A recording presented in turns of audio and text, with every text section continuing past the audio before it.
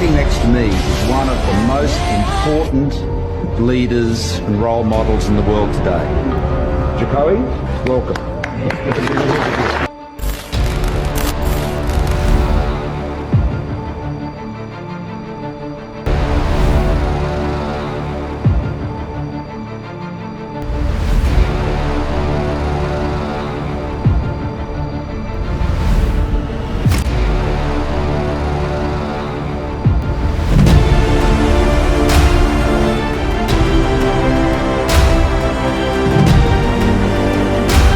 Sebelum menyaksikan video ini, pastikan bosku jangan lupa subscribe. Karena subscribe itu gratis plus bonus tonton video terbaru setiap harinya. Jangan lupa ya. Ini adalah ucapan dari PM Australia pada 2018 lalu kepada Presiden Joko Widodo. Nah, sekarang terbukti kan, ucapan dari PM dari Australia tersebut menjadi kenyataan. Yaitu sekarang Presiden Joko Widodo terbang ke Ukraina dan Rusia. Yaitu misinya cuma satu, adalah perdamaian.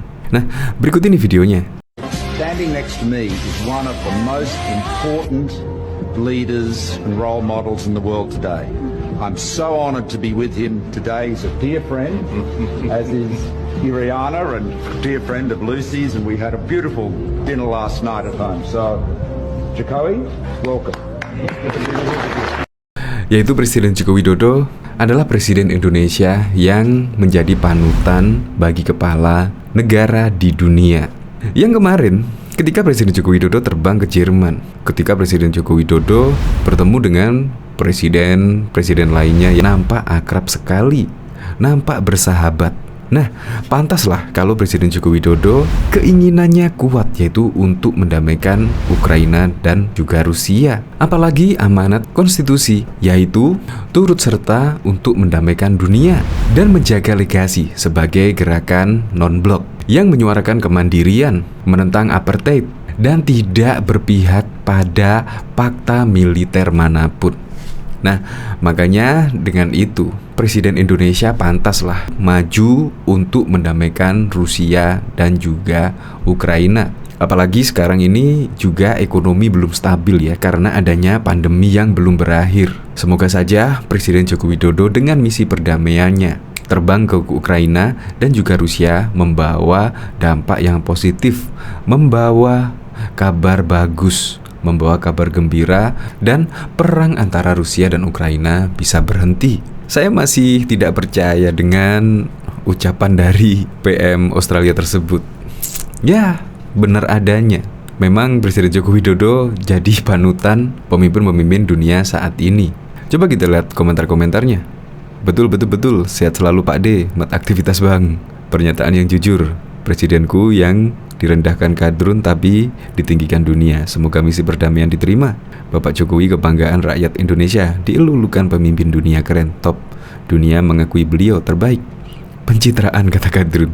Teman tersayang, fantastis. Nah, bahkan si IG Chandra Smar 85 ini pengakuan yang benar-benar membuatku terharu. Sehat selalu presidenku. Kita bangga seharusnya memiliki presiden seperti Jokowi ini. Untuk lengkapnya simak berita berikut ini, Good News Indonesia. Perdana Menteri Australia Malcolm Turnbull mengatakan Presiden Joko Widodo adalah salah satu panutan dalam pemimpin negara yang multikultural.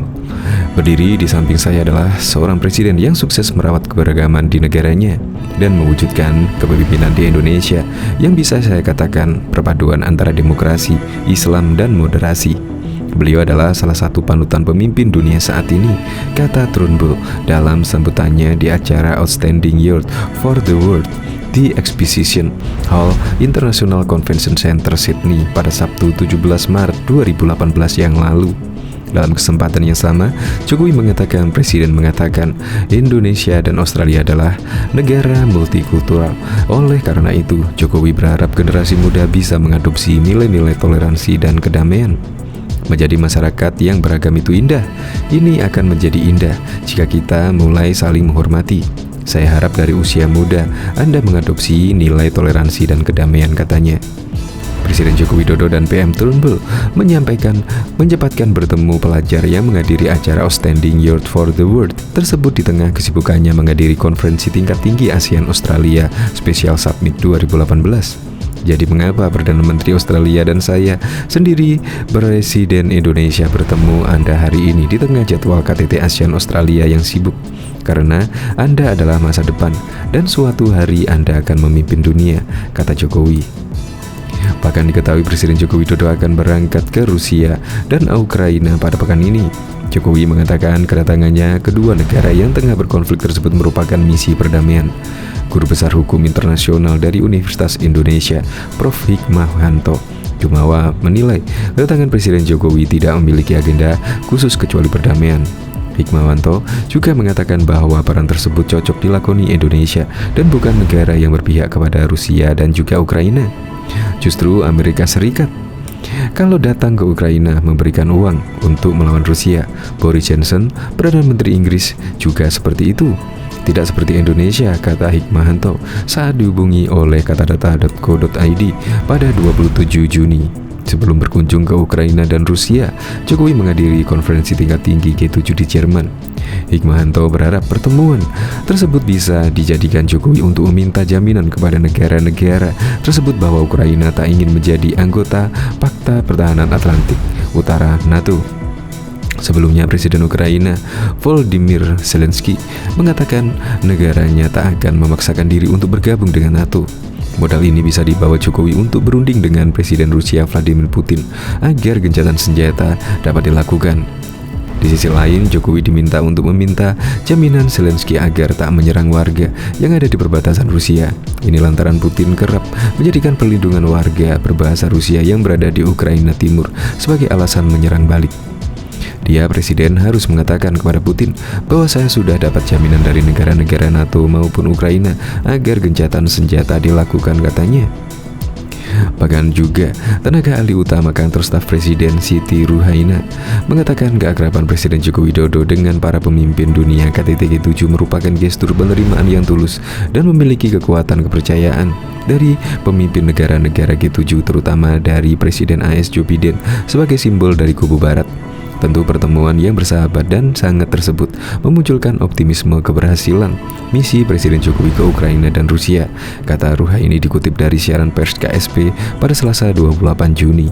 Ruhaini menegaskan pihak misi utama kunjungan Presiden Jokowi ke Ukraina dan Rusia yakni mendorong dihentikannya perang dan kesediaan kedua negara untuk duduk bersama dalam perundingan damai. Hal ini dilakukan untuk mengurangi dampak kemanusiaan terutama korban jiwa dan masalah pengungsian yang rumit, serta mengatasi ancaman krisis pangan dan energi yang diakibatkan perang. Terlebih saat ini dunia belum sepenuhnya pulih dari krisis pandemi. Ia menambahkan kehadiran dan sambutan hangat pemimpin dunia terhadap Presiden Jokowi di KTT G7 akan memperkuat misi dan membuka jalan perundingan Rusia-Ukraina untuk mencapai perdamaian permanen. Selain itu, lanjut dia, hal ini juga menjadi momentum yang tepat bagi Indonesia sebagai memegang presidensi G20, sehingga KTT G20 pada November mendatang benar-benar menjadi upaya pulih bersama dan lebih kuat dari krisis pandemi dan krisis global yang mengikutinya. Presiden menjadikan presidensi Indonesia pada G20 untuk mengoptimalkan modalitas dan peran Indonesia dalam perdamaian dunia, jelasnya. Untuk itu, lanjut Ruhaini, sejak awal Presiden Jokowi menunjukkan komitmen kuat menghentikan perang sesuai yang diamanatkan konstitusi, yakni turut serta menjaga perdamaian dunia dan menjaga legasi sebagai pemrakarsa gerakan non-blok yang menyuarakan kemandirian, menentang apartheid dan tidak berpihak pada fakta militer manapun.